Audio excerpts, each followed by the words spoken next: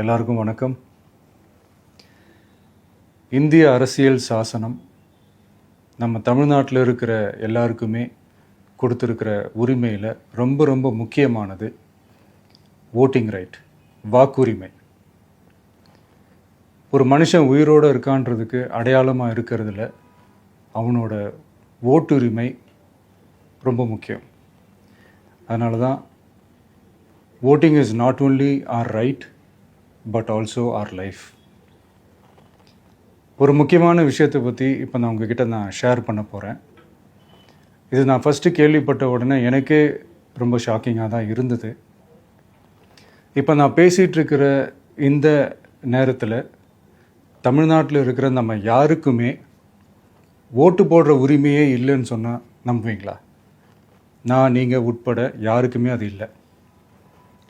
நான் பயமுறுத்துறேன்னு நினைக்காதீங்க, அதுதான் நிஜமும் கூட.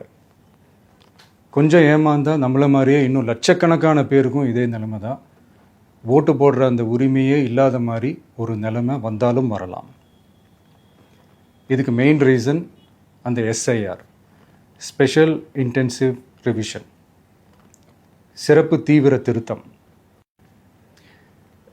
இப்போது இந்த எஸ்ஐஆர் நம்ம தமிழ்நாட்டில் எப்படி ஒர்க் ஆக போகுது? கடந்த ஜனவரி மாதம் எடுத்த அந்த கணக்கெடுப்பில் 6,36,00,000 வாக்காளர்கள் நம்ம தமிழ்நாட்டில் இருக்கிறாங்க. ஆனால் அவங்க யாருக்குமே இந்த ஓட்டு போடுற உரிமையே இல்லை. அந்த பிஎல்ஓன்னு சொல்லுவாங்க, பூத் லெவல் ஆஃபீஸர்ஸ், வாக்குச்சாவடி நிலை அலுவலர். அவங்க தான் வீடு வீடாக போய் அந்த ஃபார்மை கொடுப்பாங்க. அதை நம்ம ஃபில்அப் பண்ணி கொடுக்கணும். அதை தேர்தல் ஆணையம் அதை எடுத்துகிட்டு போய் அதை ஸ்க்ரூட்டினைஸ் பண்ணி அது எல்லாமே கரெக்டாக இருக்கான்னு செக் பண்ணி பார்த்ததுக்கப்புறம் அந்த வாக்காளர் பட்டியலை வெளியிடுவாங்க. அந்த வாக்காளர் பட்டியலில் நம்ம பேர் இருக்கணும், அப்போ தான் நம்மளால் ஓட்டு போட முடியும்.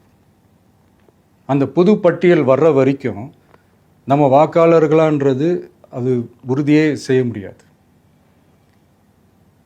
இன்கேஸ் அந்த புது பட்டியலில் நம்ம பேர் இல்லைன்னா அது ஒரு தனி ப்ராசஸ், அது ஒரு தனி ஃபார்ம், அது ஒரு தனி கிளைம்ன்ற மாதிரி அது ஒரு வேறு வேலை. ஸோ இந்த மாதிரி நிறைய சிரமங்கள் குழப்பங்கள் இருக்கிறதுனால மக்களுக்கு இது மேலே ஒரு கன்ஃபியூஷன் ஒன்று இருக்குது. இது என்ன வெரிஃபிகேஷனா இல்லை ஒரு மறைமுக ரீரெஜிஸ்ட்ரேஷனா இல்லை இது ஒரு நியூ ரெஜிஸ்ட்ரேஷன் மாதிரியே தானா அப்படின்ற மாதிரி நிறைய கன்ஃபியூஷன் இருக்குது. அவங்க செய்ய வேண்டியதெல்லாம் ஒன்றே ஒன்று தான். இந்த மாதிரி வீடு வீடாக போய் அந்த என்யூமரேஷன் ஃபார்ம் நம்ம ஃபில்அப் பண்ணி கொடுக்கும்போது அதுக்கான அக்னாலேஜ்மெண்ட்டை அந்த பிஎல்ஓ அந்த ஆஃபீஸர்கிட்ட இருந்து நீங்கள் வாங்கிக்கணும். அது ரொம்ப ரொம்ப முக்கியம். இது நான் சொல்கிறது வாக்காளர் பட்டியலில் ஆல்ரெடி உங்கள் பேர் இருக்கிறவங்களுக்கு நான் சொல்கிறேன். இப்போ புது வாக்காளர்கள், ஃபஸ்ட் டைம் ஓட்டர்ஸ், அவங்களுக்கு ஃபார்ம் 6ன்னு ஒன்று இருக்குது. அதை நீங்கள் ஃபில்அப் பண்ணி நீங்கள் உங்கள் ஏரியாவில் இருக்கிற சம்மந்தப்பட்ட அந்த உங்கள் அலுவலகத்தில் நீங்கள் டைரெக்டாகவும் சப்மிட் பண்ணலாம், இல்லை நீங்கள் ஆன்லைன்லேயும் சப்மிட் பண்ணலாம். அப்படி ஆன்லைனில் நீங்கள் சப்மிட் பண்ணிங்கன்னா அதுக்கான ஸ்க்ரீன்ஷாட்டை எடுத்து வச்சுக்கோங்க. ஃபோனில் மெசேஜ் வரும், அதை சேவ் பண்ணி வச்சுக்கோங்க. அப்ராடில் இருக்கிறவங்க கூட அந்த எஸ்ஐஆர் ஃபார்மை டவுன்லோட் பண்ணி நீங்கள் அதை ஃபில்அப் பண்ணி சப்மிட் பண்ணலாம். அதுக்கான அக்னாலேஜ்மெண்ட்டை வாங்கி வச்சுக்கோங்க. ரொம்ப முக்கியமாக உங்களோட பிஎல்ஓ அந்த ஆஃபீஸர் யாருன்னு தெரிஞ்சு வச்சுக்கோங்க. இந்த தேர்தல் ஆணையம் அந்த வெப்சைட்டில் போனீங்கன்னா அந்த பர்டிகுலர் பிஎல்ஓ ஆஃபீஸரோட ஃபோன் நம்பர் கூட நீங்கள் எடுத்து வச்சுக்கலாம். இன்கேஸ் உங்களை யாரையும் ரீச் பண்ணலை இல்லை உங்களுக்கு அந்த ஃபார்ம் கிடைக்கல அப்படின்னா நீங்கள் அவரை காண்டாக்ட் பண்ணி அந்த ஃபார்மை வாங்கி நீங்கள் ஃபில்அப் பண்ணி நீங்கள் சப்மிட் பண்ணலாம். ரொம்ப முக்கியமாக அதுக்கான அக்னாலேஜ்மெண்ட்டை வாங்கி வச்சுக்கோங்க. இது எல்லாமே சரியாக செஞ்சாலும் இந்த எஸ்ஐஆர் மேலே சில டவுட்ஸ் இருக்குது. அது என்னென்னா, இந்த 6,36,00,000 வாக்காளர்களுக்கு ஒருத்தர் விடாமல் இந்த ஒரே மாதத்துக்குள்ளே எப்படி எல்லாருக்குமே அந்த ஃபார்ம் போய் ரீச் ஆகும்? ஒன்று. ரெண்டாவது, நீங்கள் வரும்போது வீட்டை பூட்டிட்டு வேலைக்கு போயிட்டு என்ன பண்ணுறது? இப்போ நீங்கள் வருவீங்கன்றதுக்காக வேலையெல்லாம் விட்டுட்டு வீட்டுக்குள்ளேயே உட்காந்துட்ருக்கணுமா? ஸோ இதில் மெயினாக பாதிக்கப்பட போகிறது உழைக்கிற மக்கள், ஏழைகள், வேலைக்கு போகிற பெண்கள். இவங்களுக்கு யார் கரெக்டான அந்த பதில் சொல்ல போகிறது? ஒரு நியாயமான எஸ்ஐஆர்னால் என்ன நடக்கணும்? இப்போது இறந்து போனவங்கள மார்க் பண்ணி அதுலேருந்து டிலீட் பண்ணணும். இப்போ போலி வாக்காளர்கள் இருந்தாங்கன்னா அவங்கள மார்க் பண்ணி டிலீட் பண்ணணும். இப்போ ஆல்ரெடி ஓட்டு இருக்கிறவங்களுக்கு எதுக்கு இந்த ரெஜிஸ்ட்ரேஷன் என்ற பேரில் இவ்வளவு குழப்பங்கள் அப்படின்றது தான் இங்கே கேள்வி.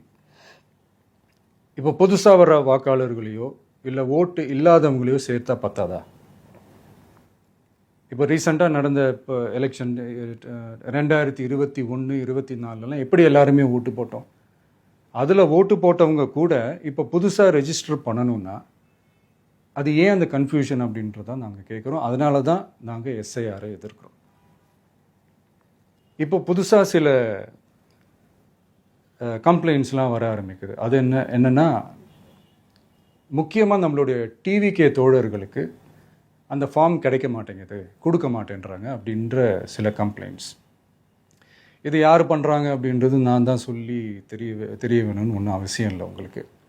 இப்போ இருக்கிற ஆட்சியாளர்கள் அவங்களுக்கு கைப்பாவையாக இருக்கக்கூடிய சில பேர் இதை செய்ய ஸ்டார்ட் பண்ணியிருக்கிறாங்க. அதனால் மைடியர் வர்ச்சுவல் வாரியர்ஸ், இதை சாதாரணமாக எடுத்துக்காதீங்க. இது எல்லாருக்குமே அந்த ஃபார்ம் போய் ரீச் ஆகணும். இதில் ரொம்ப உறுதியாக இருங்க.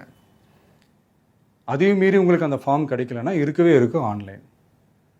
தேர்தல் ஆணையம் அந்த வெப்சைட்டில் போய் அந்த ஃபார்மை டவுன்லோட் பண்ணி நீங்கள் ஃபில்அப் பண்ணி சப்மிட் பண்ணலாம். உங்கள் வீட்டில் இருக்கிறவங்களுக்கு நீங்கள் செஞ்சு கொடுங்க, பக்கத்து வீட்டில் இருக்கிறவங்களுக்கு செஞ்சு கொடுங்க, தெரிஞ்சவங்களுக்கு, தெரியாதவங்களுக்கு, பழகினவங்களுக்கு, பழகாதவங்களுக்கு எல்லாருக்குமே நீங்கள் தயவு செஞ்சு கொடுங்க.